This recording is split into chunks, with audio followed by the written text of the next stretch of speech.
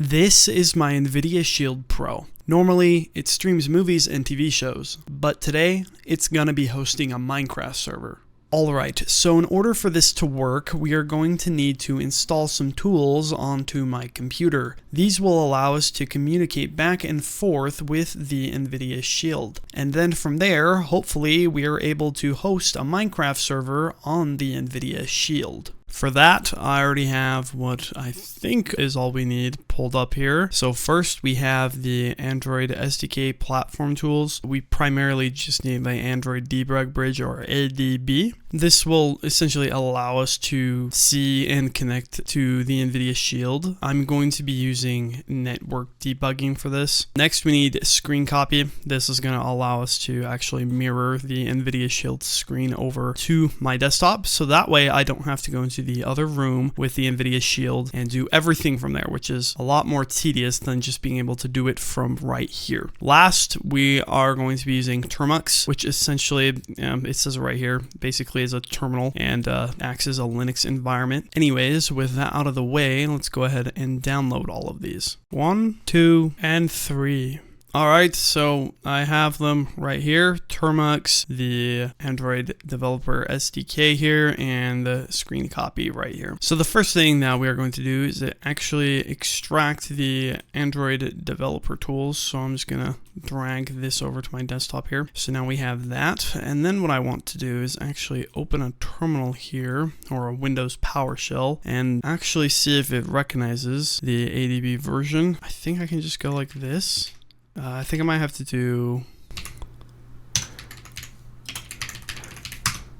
perfect. Okay, so we can see here, we have the Android Debug Bridge version 10.0.41. Now next, I need to find the actual IP of my NVIDIA Shield. Here I'm in my network settings. I can see all my different devices here. And I believe this is the NVIDIA Shield. It just says Android device, but this right here means it's Etherneted. And it is indeed Etherneted, and I don't have many Android devices. So I believe this is the IP we are looking for. Now that I have that, I am going to try to actually connect to the NVIDIA Shield. So I'm going to do ./ADB connect, and I'm going to type in the IP .168.1.48, and I believe the port is 5555. This is a good sign. We have the pop-up here saying Windows firewall is blocked, yada yada yada. I'm going to allow it, of course, because this is just on the local network. I'm going to go ahead and try it again. So really quick, I had to go into the other room, and there's actually a pop-up to allow my computer to connect to the NVIDIA Shield. So if I run ADB devices again, I should now see it from unauthorized to device, which means it is successfully authenticated. My computer is now connected to the NVIDIA Shield. Okay, so now we have the screen copy Win64 right here. I've extracted that folder. I'm going to go ahead and open this in terminal again. So now we are inside that folder here. We're no longer in the Android Developer Debug Kit folder here.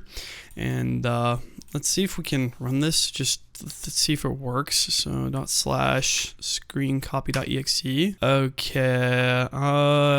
It found that the device could not create default audio encoder for Opus. Okay. Interesting. It looks like it's just an audio error. No, I think I can just do this. So I do screencopy.exe and I do --no-audio, and let's just hit enter. Oh, okay. Perfect. Here is the NVIDIA Shield. If you haven't noticed, this is basically just used for media consumption. That's pretty cool. It works with mouse too. So I'm clicking right here, like it's running somewhere between 40 and 60 FPS, which is great. So I have the Termux APK here, and an APK file is essentially just the Android equivalent of exe. It's an executable file. So we're installing an app on the NVIDIA Shield. I think I'm going to just drag this into my screen copy folder here, like that. So now that's in there. I'm going to open another terminal. If I just do ADB install termux yada yada.apk. All right. If I open this up, okay, blah, blah, blah, install anyways. I don't care. It's not a problem. So if I open this up, success, I think it worked. So I think it's now on here, which is great. Oh, wait. Okay, it popped up here. Perfect. So I'm just gonna go ahead and open that. So now we are here in the terminal. So first things first, I'm gonna upgrade the packages. So pkg update and pkg upgrade. Okay. We're basically just updating everything inside this Linux environment here.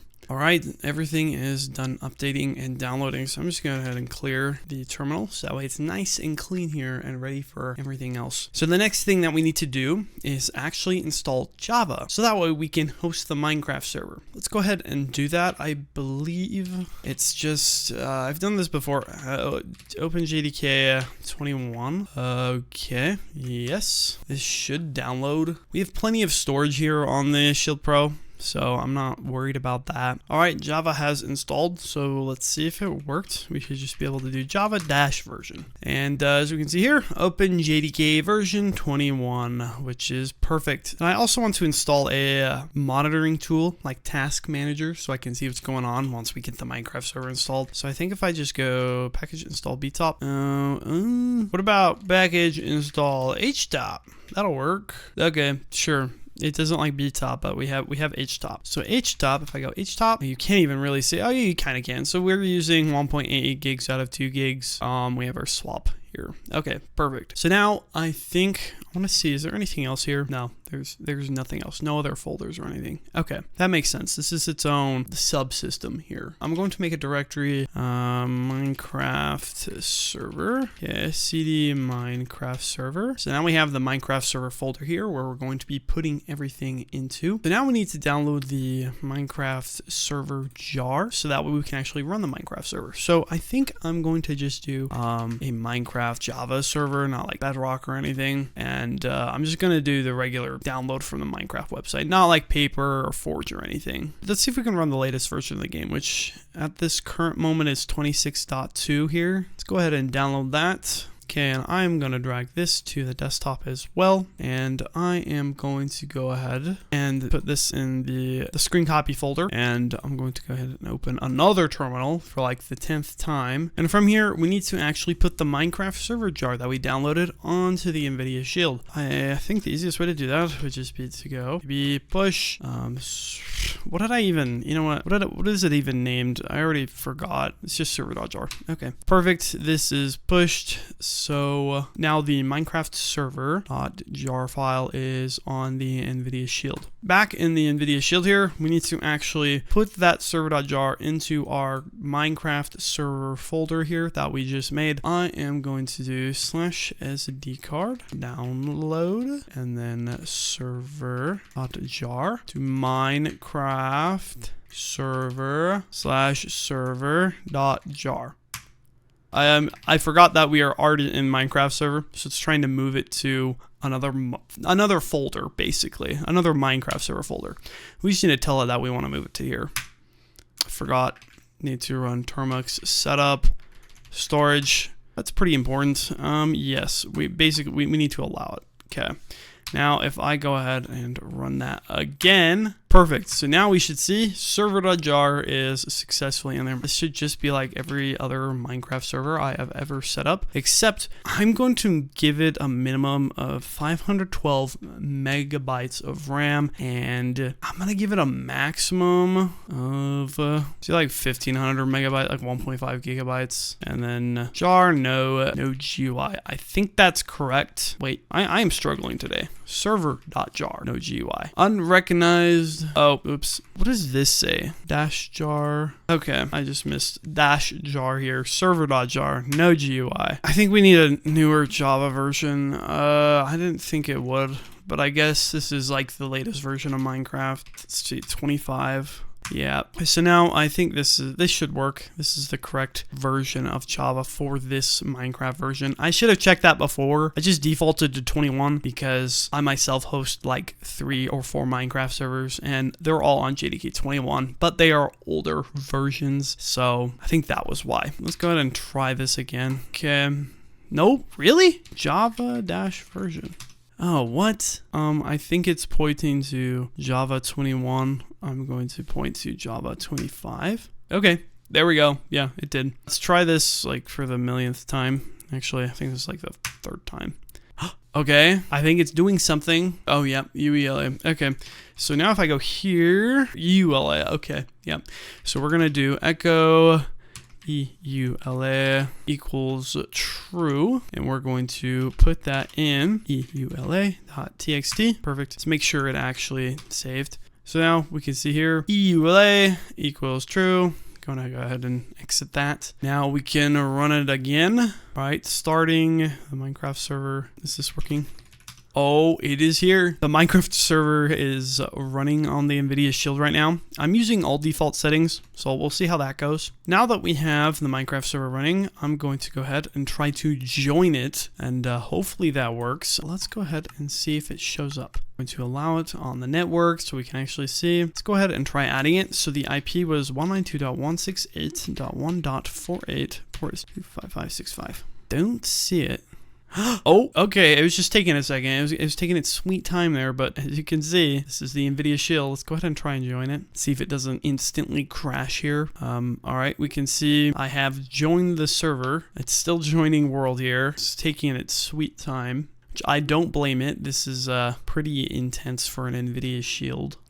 We are in. It's rendering just really slowly. Yeah, it's taking a long time to render. I mean, it's working. It's not like it's necessarily lagging in a way. It's just taking a long time to render in each of the chunks, which makes sense. And actually, really quick, I'm going to go ahead and stop the Minecraft server. I want to change the render distance so that way it doesn't just die all the time. First off, simulation distance, we want to change that. I'm going to change that to 4, and then view distance here. We'll do like 5. And then I want to change one more thing. No. MOTD NVIDIA Shield lol. All right, so we're going to go ahead and save it. Control O, enter, and Control X. I'm going to go ahead and run it again. Let's go ahead and try to join it again. Perfect. It's online, and as you can see here, can't keep up. It's running behind, but it seems to be able to load it in much easier, even though we cannot see that far, which is actually really good. I'm going to go ahead and op myself so that way I can do stuff. See how it renders in the chunks. Oh yeah. Yeah, okay. It definitely takes its sweet time here. As you can see, I'm at like the border of where it's rendering. It's definitely not the quickest thing here, but it runs. It seems to be doing all right. I think a very important test is to test TNT. So let's go ahead and let's just do like, I don't know, 5 TNT. Okay, that's not that much TNT, bro. 216 TNT. Yeah, you know what? That's not bad. I'm also very sorry, Iron Golem. Let's go ahead and light this son of a gun. Let's see what happens here. Okay.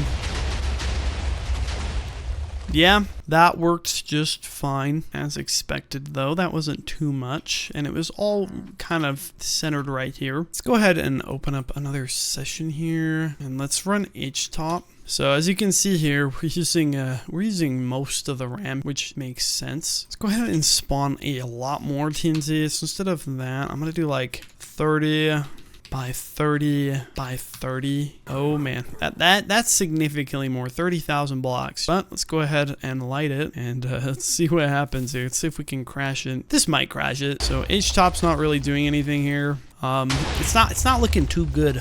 We have a horse that's just kind of floating here, which isn't great. Oh, we're getting some rubber banding here. So if I go up here, I think we're gonna get. Oh, yep, there it goes.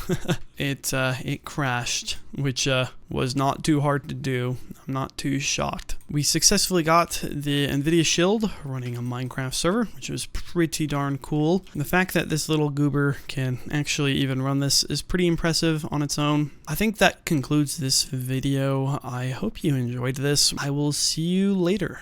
Bye.